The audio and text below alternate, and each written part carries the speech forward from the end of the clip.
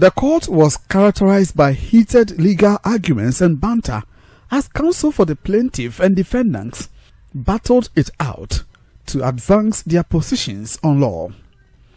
Lawyers for the plaintiff, led by William Kusi, spent 56 minutes to advance their arguments.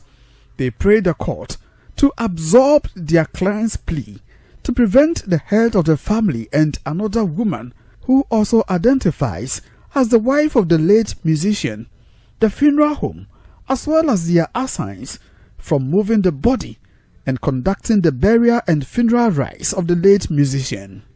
Plaintiff counsel averred Akosua Sewa is the only surviving spouse since she has a certificate of civil ordinance marriage issued in Germany, and she ran to court knowing very well that the law was on her side as the only surviving wife. This, the counsel argued, is an indication that the late musician cannot be married to another woman. Making reference to several legal authorities and procedures, including the Practice Direction of 2024, lawyer William Kusi argued the application was not strange and that it was known by law since due procedure was followed.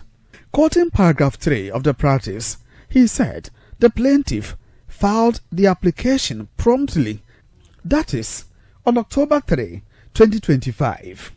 But this was shot down when defense lawyers questioned the legitimacy of the evidence put before the court in the form of purported marriage certificate of the late musician. They also pointed out procedural errors in the interpretation of the certificate, claiming it did not comply with Section 8 of the Evidence Act.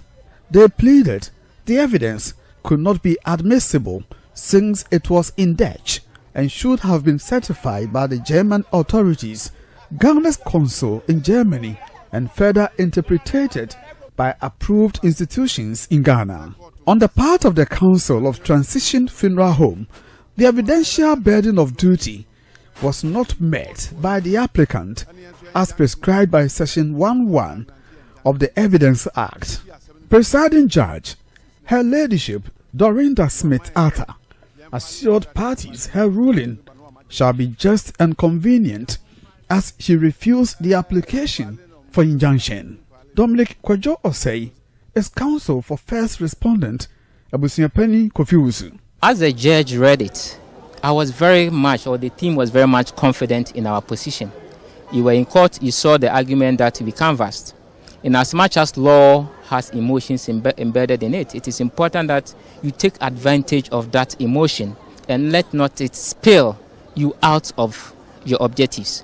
We had an objective. The objective first is to ensure that any impediment such as this injunction will be denied by the court for the proper burial to proceed. What does it mean for the burial and funeral of the famous Daddy Lumba? What it means is victory for all lovers of Daddy Lumba. It also means victory for the family.